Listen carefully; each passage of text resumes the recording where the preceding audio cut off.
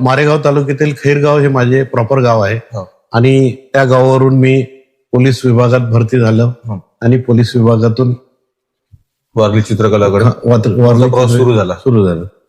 वारली चित्रकला आधी मला चित्रकलेचं थोडंसं नॉलेज होतं आणि मी चित्र काढत होतो, परंतु जसं पोलीस खात्यात आल्यानंतर वेळ मिळत नव्हता.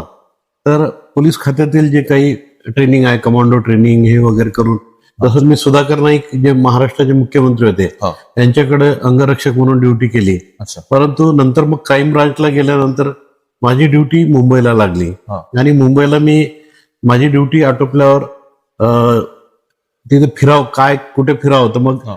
जहांगीर आर्ट गॅलरी अच्छा. इथे गेलो आणि जहांगीर आर्ट गॅलरीमध्ये असंख्य पेंटिंग लागलेल्या होत्या, परंतु त्या पेंटिंग मध्ये एका कोपऱ्यामध्ये एक वारली पेंटिंग होती. हो. तर मी ती वारली पेंटिंग बघितली आणि मी हे केलं की वारली पेंटिंग एक सोपी आहे. हो. त्रिकोण, चौकोन, गोल अशा रेषा वगैरे काढून याच्यामध्ये ती वारली पेंटिंग काढल्या जाते. आणि तिथून मी मुंबईहून परत आल्यानंतर मग त्या वारली पेंटिंग कडे वळलो. हो. वारली पेंटिंगचे पुस्तकं मागवले, वारली पेंटिंगचे पुस्तकं मागून अभ्यास केला आणि वारली पेंटिंगचा सराव चालू केला.